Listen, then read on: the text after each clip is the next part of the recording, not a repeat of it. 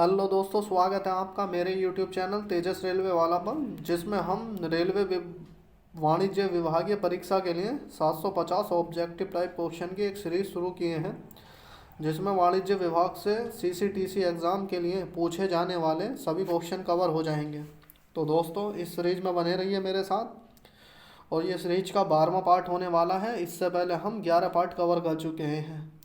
एक पार्ट में 50 question cover किए जा रहे हैं। तो दोस्तों, शुरू करते हैं। मेथड स्टडी में किस तथ्य पर ध्यान केंद्रित किया जाता है? तो मेथड स्टडी में कार्य करने के तरीके का मेथड का क्या तात्पर्य है? मेथड का तात्पर्य संसाधनों का प्रयोग। वर्क मेजरमेंट में किस तथ्य पर ध्यान केंद्रित करते हैं? कार्य में लगने वाले समय पर।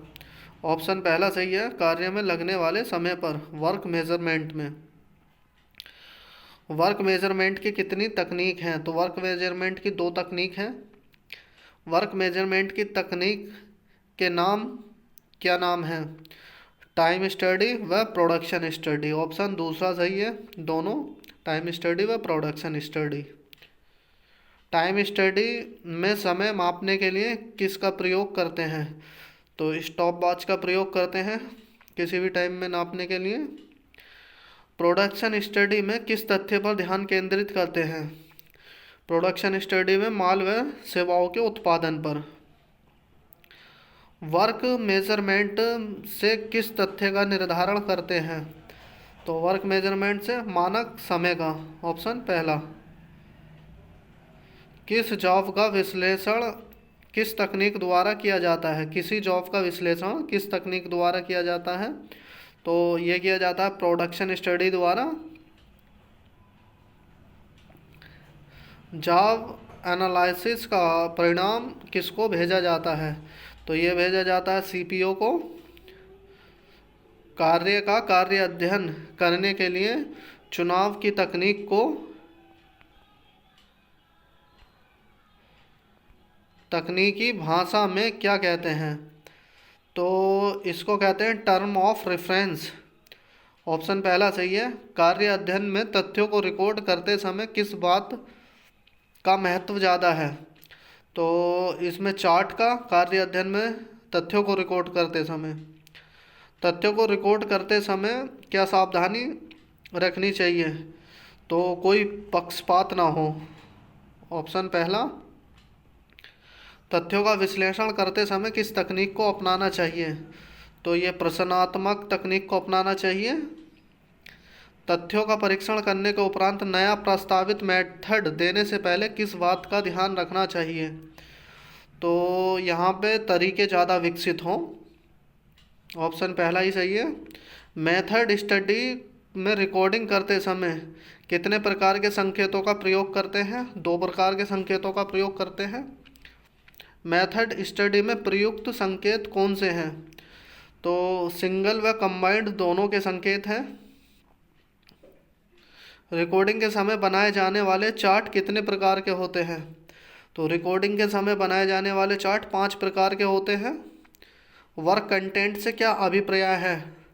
कार्य की मात्रा से। ऑपरेशनल चार्ट में किन क्रियाओं को दर्शाया जाता है? प्रमुख क्रियाओं को दर्शाया जाता है। फ्लो प्रोसेस चार्ट किसके बिना अधूरा माना जाता है? तो फ्लो डायग्राम के बिना। Flow process chart flow diagram के बिना अधूरा माना जाता है। फ्लो प्रोसेस चार्ट में ऑपरेशन, इंस्पेक्शन, ट्रांसपोर्ट, डिले व स्टोरेज में से किस क्रिया को शामिल करते हैं? तो इसमें सभी क्रियाओं को शामिल करते हैं फ्लो प्रोसेस चार्ट के ऑपरेशन में। पाई चार्ट द्वारा किस समय का आकलन किया जाता है? प्रभावी समय का, अप्रभावी समय का, दोनों समय का, प्रभावी और अप्रभावी समय दोनों समयों का आकलन किया जाता है पाई चार्ट द्वारा। प्रबंधन संसाधनों में किस क्रिया का समावेश करता है? तो ये गतिशीलता का समावेश करता है। प्रबंधन का मुख्य उद्देश्य क्या है? प्रबंधन का मुख्य उद्देश्य उत्पादकता बढ़ाना। तो दोस्तों, उत्पादकता और उत्पादन पे ध्यान देना है कार्य अध्ययन में बहुत ज़्यादा। नेतृत्व का प्रमुख उद्देश्य क्या होना चाहिए? तो इसका प्रमुख उद्देश्य उत्पादकता बढ़ाना। निरंकुश नेतृत्व से उत्पादन पर क्या प्रभाव पड़ता है? तो उत्पादकता घटती है अगर निरंकुश नेतृत्व होता है। प्रजातांत्रिक नेतृत्व से उत्पादकता पर क्या प्रभाव पड़ता है?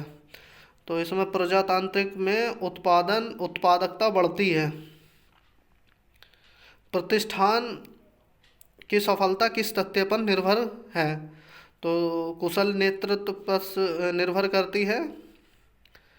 भ्रष्ट आचरण से किसकी उत्पादकता बढ़ती है? तो भ्रष्ट आचरण से व्यक्तिगत की उत्पादकता बढ़ेगी।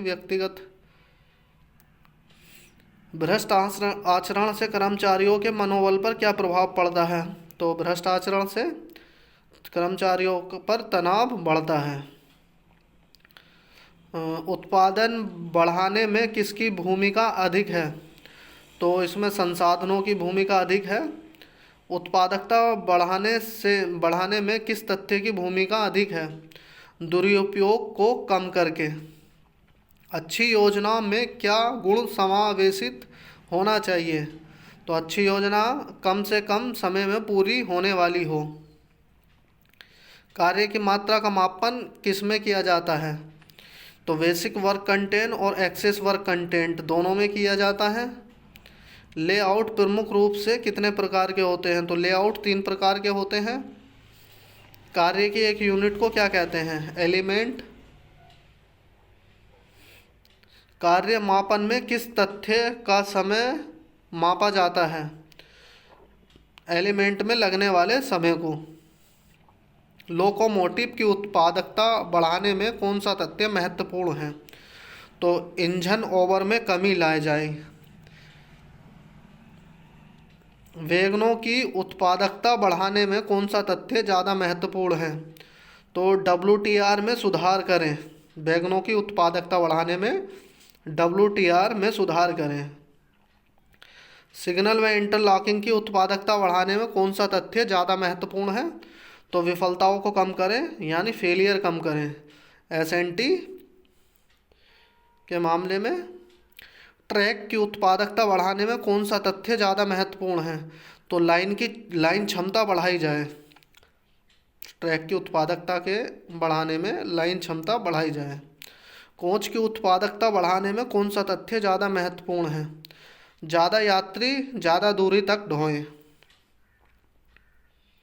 यात्री गाड़ी की उत्पादकता बढ़ाने में अन्य तथ्यों के अलावा निम्न में से कौन सा तथ्य महत्वपूर्ण है? तो इसमें समय पालन में सुधार करें, ज़्यादा महत्वपूर्ण तथ्य है।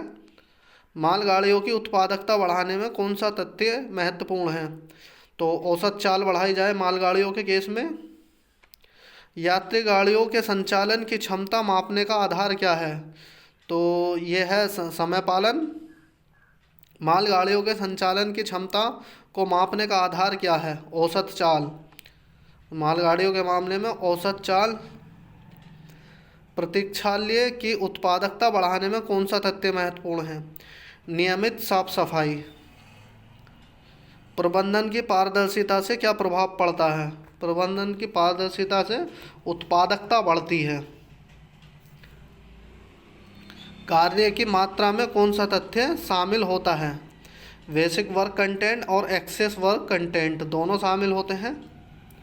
तो दोस्तों ये हमारा 12वां पार्ट कंप्लीट हो चुका है। इससे पहले हम 11 पार्ट कंप्लीट कर चुके हैं। तो दोस्तों अगर वीडियो अगर अच्छी लगी है तो लाइक कर दीजिए और चैनल सब्सक्राइब कर दीजिए। धन्यवाद।